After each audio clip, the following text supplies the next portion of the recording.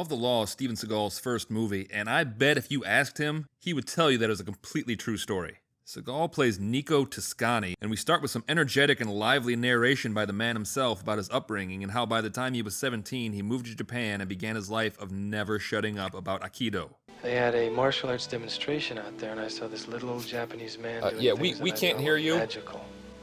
Developed You a gotta crazy speak up. dream to go to Speak the into the Far microphone, East. please. By the time I was 17, I was there, studying with the masters. What? I mean, hell, the first 3 minutes of this movie is just Seagal, effortlessly mind you, beating the shit out of some Asian students.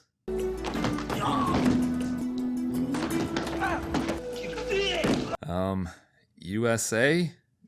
USA? USA? Because of Nico's skill at kinda pushing people out of the way, he's recruited into the CIA by Nelson Fox while they're at a party. And if that seems very abrupt and you think I skipped over something, I can assure you I didn't. We don't even see this scene. Nico is charged with the task of leading an elite squad through the jungles of Vietnam. That, looks like a hell of an elite crew. And you know they have limited space in their packs, so what do you think Nico left behind so that he could fit his hair gel? I'm gonna say his canteen, a compass, and a tactical knife. And probably a map. They meet up with a splinter cell of the CIA that is led by part-time zookeeper Kurt Zagon. Zagon and his crew are torturing and murdering locals, and damn it, that just doesn't sit well with Nico. And then this whole scene is just bonkers. Bonkers? You know, there's a rumor floating around that I'm actually 80 years old, and I'm starting to worry that it might be true. What are you doing, man? Nico! So Nico knocks out Zagon and gets him to fight with his shadow organization. If I don't cap him now, he's gonna do me later. No. And then states that he should kill Zagon before Zagon can kill him. Okay. Nobody moves. Everybody stay on that damn floor. And they forgot to digitally insert a gun into this scene, because these guys are trained killers and are clearly doing some illegal stuff, so why are they just allowing Nico and Fox to leave? Oh yeah, that's why. Through.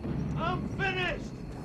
And then he wanders in the jungle for 15 years and finally ends up back in Chicago, where he's now a police officer and he's attending his son's baptism. And so far, this movie has just been the first few minutes of 3 different Steven Seagal movies. So Nico, upon realizing that he hasn't beaten anyone up in a few hours, leaves his own party to track down his cousin.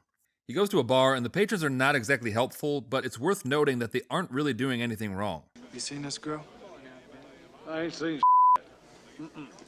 Say, man, you seen this girl? I seen the top of her head. That's good.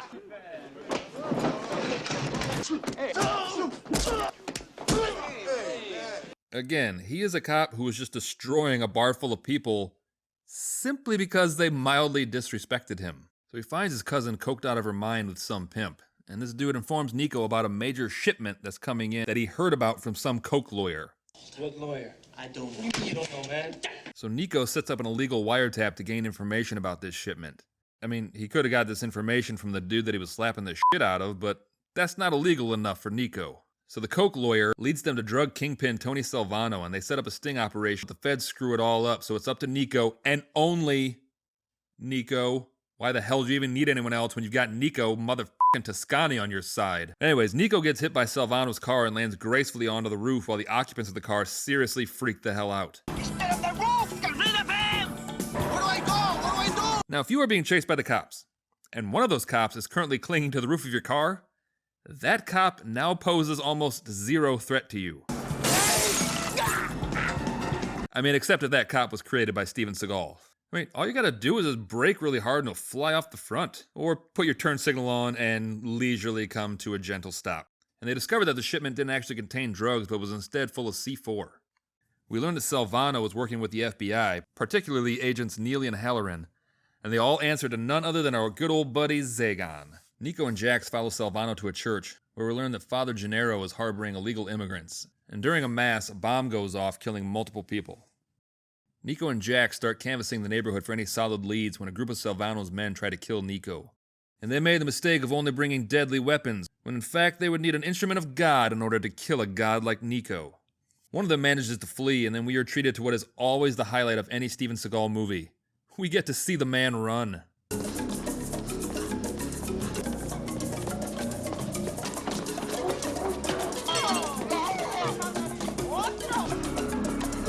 He He is aerodynamically perfect. Nico gets a call from Nelson Fox warning him that he and his family are in danger, and Nico does nothing. Then in the middle of the night, the police, along with Agent Neely, whom Nico knows is corrupt, show up to take him downtown, and Nico just has zero regard for the safety of his family. Like, this could very well be what Fox was trying to warn you against, you stupid meatball. Illegal wiretaps, unauthorized surveillance, Unlawful entry. Illegal search and seizure. Again, we know that the agents are corrupt, but they are right. Nico has broken a ton of laws. I want your badge and your gun. If you want my guns, then you'll have to cut off my hands. Also, I left my real gun at home. Nico plays by his own rules and continues investigating anyway because he's above the law. Or is it Salvano and Seagal who are above the law? Who does above the law refer to? We learned that Father Tomasino had evidence that he was going to give to Senator Harrison about Seagal's crimes. And as Nico's driving around, several of Seagal's men just straight up open fire on his car, and Nico manages to not only get out of the car unscathed, but manages to get the drop on these guys. Anybody moves, he dies. Everybody's gonna ditch their weapons, butt first. Now you. I don't think you can drop us off, badass. You're right. These guys open fire on his car with automatic rifles, and he just walks around the car and tells them to freeze, and they do? I mean, how is that possible? Oh yeah, that's right, I keep forgetting. I can only imagine what the conversation was between Seagal and the director on this one. So then I walk around and tell them to drop their weapons, and all 5 of them will do it. Okay. Are they out of bullets at this point? No, but they can see in my eyes that I mean business. Okay, but I'm confused. Don't worry. I'll promptly murder the rest of them and tackle one of them out a window, but somehow land on my feet, because I've literally never been knocked down before in my life. Tackle him out a window, but still land on your feet. I'm worried that might look kind of dumb.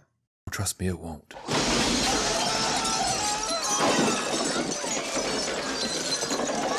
And you know what? He was right. It looked amazing. And this movie has made me wonder 2 things. Has Steven Seagal ever been killed by another character or knocked down in any of his movies? Let me know in the comments down below if you can find any instances of either of those events ever happening. I am genuinely curious now. Nico's finally able to track down Seagal and Salvano, and a shootout commences, and Nico escapes, and then Seagal and Salvano go after him. But, phew, Nico manages to get away. That was a close one. I'm glad Nico was able to escape the very people he was there to apprehend. Nico again tries to track down Seagal when he gets held at gunpoint by Fox, but then they're found by Seagal, Salvano, and Salvano's older sister, Barb, I guess, and they gun down Fox, thus ending his fairly inconsequential part to the story. They take Nico hostage and decide to torture him instead of just putting a bullet in his head. Seagal injects Nico with some kind of drug, possibly a truth serum of some sort, I don't know. And everything is going well for about 10 seconds until Nico She-Hulks his way out of his restraints and once again murders everyone in like 5 seconds. But Nico's body is such a temple that drugs literally have no effect on him. Look at this cool knife I found on the floor. It can do this and this.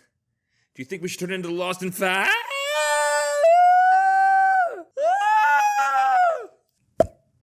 So Nico has saved the day, and finally, after thousands have died and illegal drugs have been pouring into this country and Seagal and his men are dead, Nico then decides to finally tell the government about what he witnessed in the CIA literally 15 years too late. You're always gonna have within our government those who are above the law. Hey, he still could very easily be talking about himself. So that's it. That's Above the Law. Steven Seagal's first movie. So it's all uphill from here. Until Under Siege, and then after that, it's just, I don't even know what he's doing now. I think he lives in Russia. So, Above the Law, ladies and gentlemen.